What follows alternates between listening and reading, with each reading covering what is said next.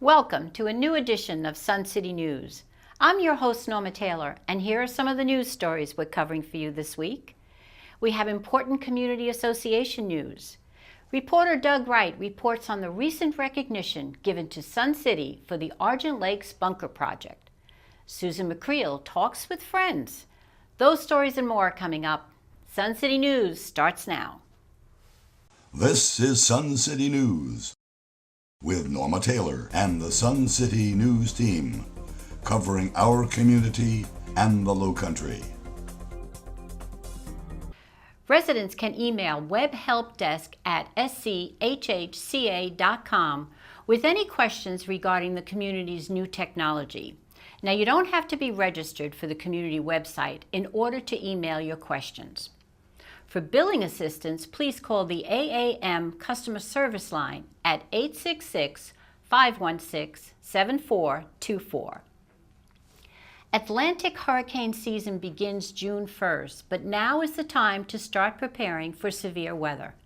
Mark your calendar for the annual Hurricane Preparedness Seminar, scheduled for May 16th in Pinckney Hall.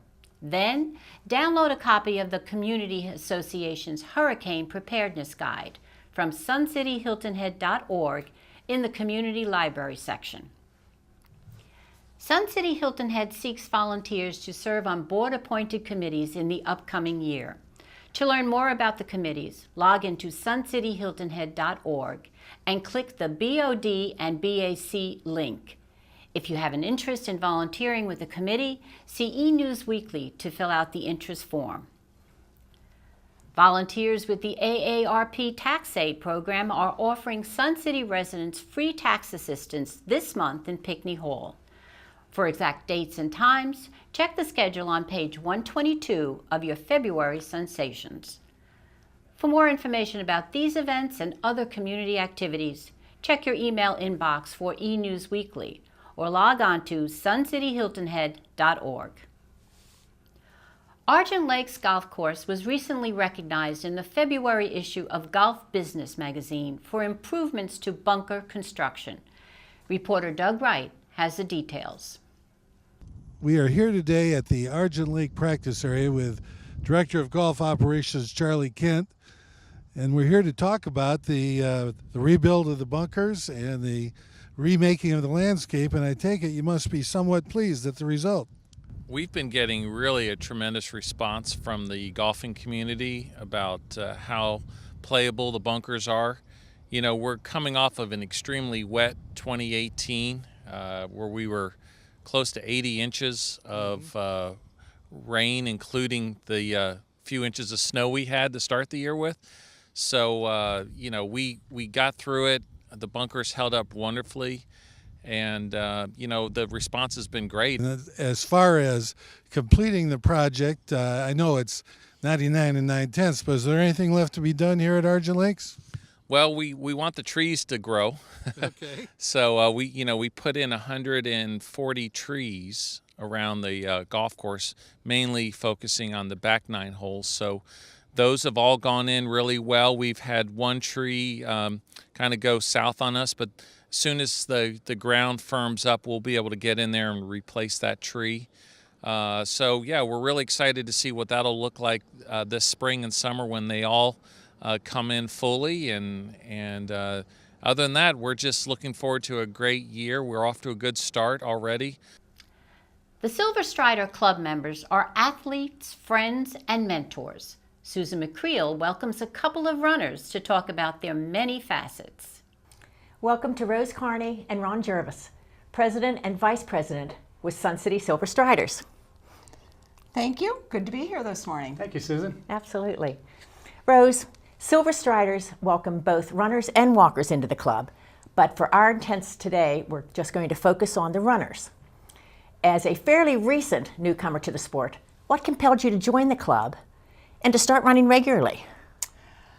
Well, that's a good question because running was my first thing that I tried really when I got to Sun City. I was looking for a group that I could either walk or run with, and I preferred running. So I met at the club meeting, at the club fair, and just started going to Lake Somerset twice a week, and it was a great group and been doing it ever since. Plus, You also swim and bike competitively and even combine the sports in triathlons. Did you have help and encouragement from the Silver Striders group? Definitely. There was help and support right from the very beginning. There were people who wanted to help you run and advise and coach. And then when we decided to got a bunch of girls to do a triathlon, and people who'd done it before, they just encouraged me and practiced with me, and it's just been wonderful having people to help. Ron, as an experienced runner and marathoner, have you found ways to help other people enjoy the sport as much as you do? Yes, I find it both rewarding and a lot of fun helping and advising new runners how to begin their training. Enjoy answering their questions like, how far should I run as a beginner? And what pace or what speed? How long does it take to train for a race? Or where do I go to purchase running shoes to be fitted? My favorite advice to any new runner is find a running buddy, a partner. It makes the time go by so much better, faster, and it's very rewarding that way. But is there a typical runner, Ron? No, not really. Everybody's different. And many of us run at different paces, different distances. Some of us prefer to run at different times of the day. But that's okay. The important thing is to come out, have fun, and be a healthier person after doing it. Now, Rose, how can residents contact the Silver Striders Club if they have some questions? Well, we have a club website that's on the new web page for Sun City, and there's lots of information on there. It's constantly updated with our new information. We have meetings, and the meeting dates are on there, and people are welcome to come to meetings. Or come out on Tuesday or Thursday morning, 8 o'clock at Lake Somerset, and join us. We'd be glad to have you. And it's a great club for Sun City because they're friendly, social, sports enthusiasts. So it would definitely be something for everyone to want to look into, I think, too. Perfect club for our community. Thank you both for being here. Oh, you're Thank very you. welcome. When we come back, our medical consultant, Dr. Lou Valenti, is here with another informative Health Matters report. We get some safety tips from Sergeant Dale Morella of Securitas, and Bluffton Self Help benefits from our residents' thoughtfulness. We'll be right back after these important messages. February is Heart Month, so it's appropriate for our medical consultant, Dr. Lou Valenti, to be here today to remind us how important the heart is and just how hard it works to keep us alive. Dr. Lou?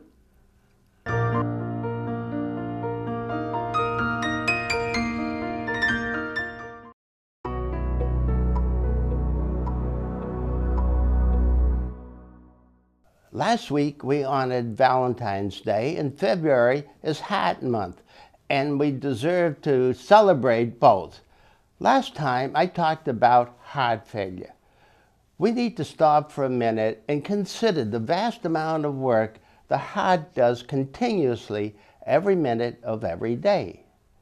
I'd like to put it in perspective just how hard it works. But first of all, it's only the size of a grapefruit. But I did some calculations, and this is what I came up with. The heart contracts or beats about 4,200 times an hour, or 37 million times a year. It continuously moves 7 liters of blood per minute through the body, or 8 million gallons a year.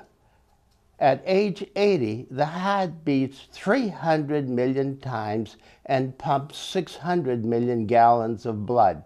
Not pints or liters, but gallons. If your car burns blood instead of gas and gets 20 miles to a gallon, you would be able to travel about 300 million miles. These are staggering numbers and should give us a much better insight into the incredible amount of work the heart does.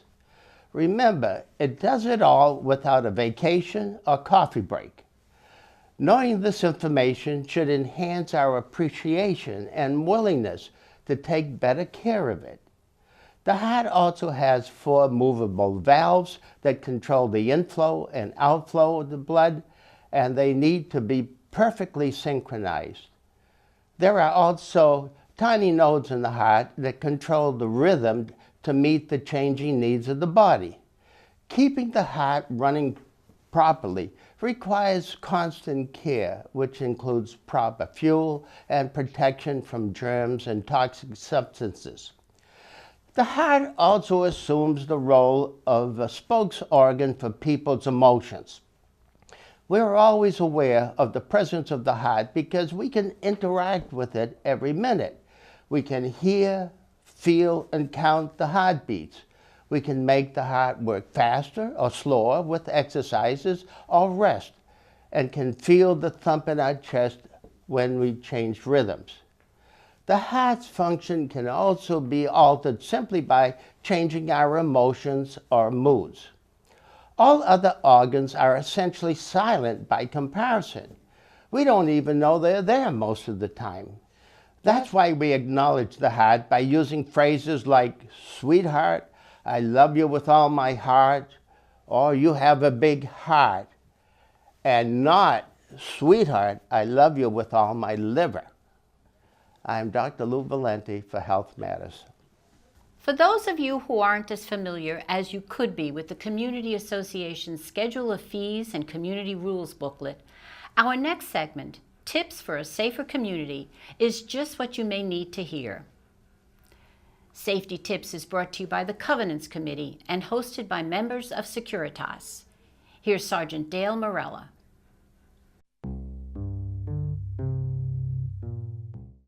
As residents approach any gate to enter the community, please be mindful of the signs that request you to remain at the particular white line until the gate completely cycles or closes.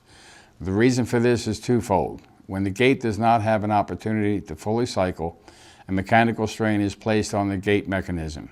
Secondly, by not providing yourself an opportunity to observe the gate completely closed, your vehicle will be in motion toward the gate.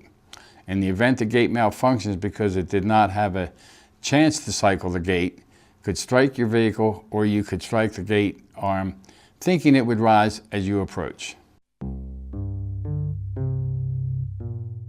We are very fortunate to have a climate that permits us to walk our dogs comfortably year-round.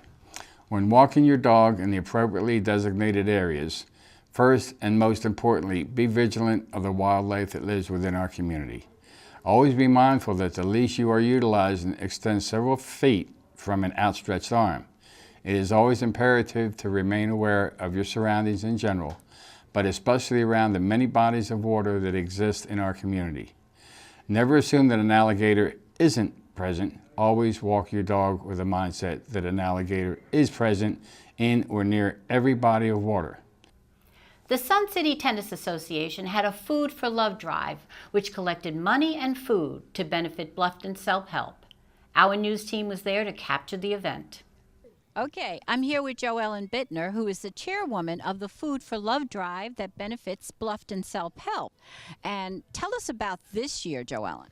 Well, this year, everybody outdid themselves. This is the Sun City Tennis Association's annual Food for Love drive, and we're benefiting Bluffton Self-Help's Healthy Heart Month. So we asked for donations, and you can look at all these wonderful donations that we have.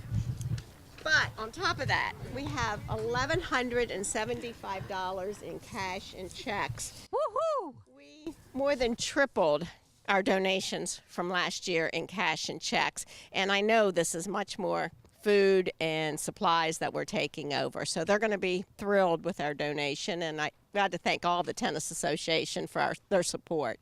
It was great. There's loads of food here, cereal, paper towels, noodles, spaghetti, loads of stuff to eat to bring over to Bluffton Self-Help. And we're just about to, with the help of all these wonderful ladies in red behind me, we're about to bring that all over to Bluffton Self-Help. And it's a wonderful, wonderful year, and a record-breaking donation. Record breaking, absolutely fantastic. So What are you going to do next year to break this I record? don't know. I might have to find somebody else to be in charge. This is our 4th year for doing this. So everybody couldn't do it without everybody's help. Well, you know, when you do a great job that one year, you got the job forever and ever. Oh, okay. Thanks, Norma. Thank you, Thanks, Joellen. thanks. Thank you.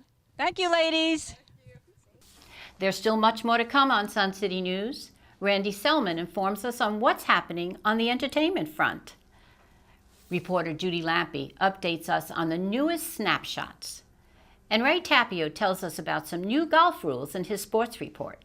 We'll return after some messages from our sponsors. Well, it's time for entertainment, and Randy's here for that. And Randy, I hear you went over the bridge to get some spirits. I certainly did, Norma.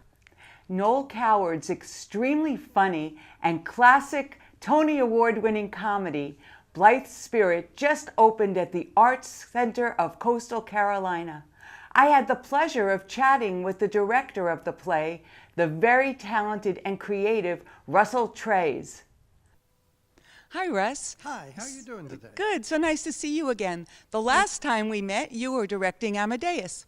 This Yes. is quite a switch. Yes, it is quite a switch, but I have loved that kind of switch. From the dramatic to the comedy. I've loved the whole range of theater. So That's great. Can you tell us a little bit about Blythe Spirit and what made you take this project on? well, first of all, it's a play that I adore. It's very, very funny, and it's basically what would happen if you were happily married and then suddenly your first love decided to move in with you and was invisible, and what all the things that could happen to you with that combination. And it's so silly and so funny and so witty that it's a classic, and it's been around for years and years and decades, and it will be around with us for many, many more. In fact, Angela Lansbury took on the role of Madame Arcady on the London stage and also on the Broadway stage. And I'm wondering if her characterization of that character inspired you in any way. Well, I've seen her work in that because you can see it on YouTube and you can see it other places. But there's also Margaret Rutherford, who was in the original film. Everyone has their own particular take on Madame Arcady, and Petty Cosgrave, who does it for us. This is the second time I've worked with her, second time she's been at the Art Center, and she is hilarious, and she is wonderful, she is unique, and she is her own person. And that's what's fun about seeing theater, is that each cast is different, each cast brings something new to the project, and I think you will love, love, love Peggy Cosgrave's Madame Arcady. Blythe Spirit runs until March 3rd. Tickets are $49. However, if you mention that you are from Sun City, you will receive a $5 discount. You can order tickets by calling 843-686-3945. I'm Randy Selman, and this is your Entertainment Report. Remember, life is entertaining, so please don't miss the show. On the current episode of Low Country Snapshots, Sun City residents Len and Kathy Gafka tell us about their unusual travel experiences. They travel free on military airplanes, providing they meet certain requirements. The flight is not like flying on a commercial plane, and you're sure to enjoy their storytelling. So what do people have to do in terms of getting ready for these flights, or maybe even who is eligible and what kind of restrictions or priorities are given to who can actually fly on these flights? There's 2 categories, there's 6 categories really, but you're either on active duty and you can fly military space available, or you are retired. But there's a lot of people out there who have served time in the military 2, 3, 4, 5, or 6 years, and they're not eligible because they're not active duty and they're not retired. They just have served time. Mm-hmm. And there's categories. As retired people, we're category 6.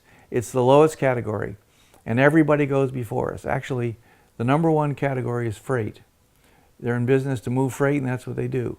If they have space available, they'll allocate it to people on emergency leave. They'll allocate it to people on a permanent transfer of duty station. They'll allocate it to dependents. And you get down all the categories, and we're category 6.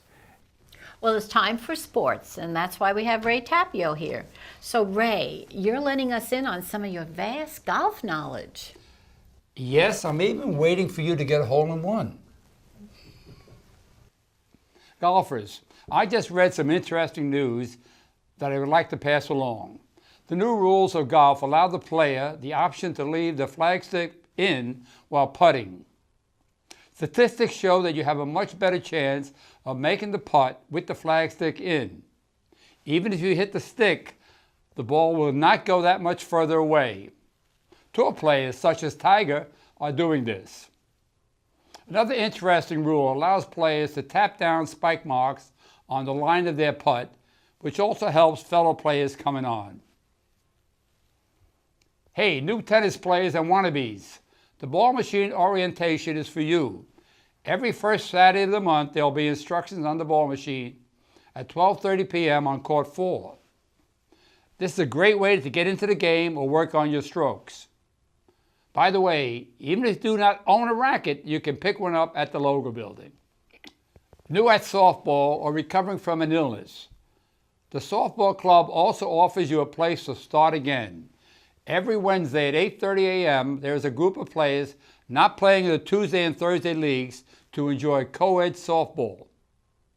Remember, it's not how well you play, but that you want to play that counts. Ray Tapio for Sun City Sports. Well, that's our show for this week, and thank you for watching. We invite you to check out Sun City TV's weekly program schedule in Sensations magazine. And now check highlights and alerts on Twitter at SunCityTVHHI. Also, email us at suncitytvhh@gmail.com. And make sure you tune in next week to find out all the news that's happening in our community. And in the meantime, I hope your week is full of only good news. For Sun City News, I'm Norma Taylor, and I'll see you next week.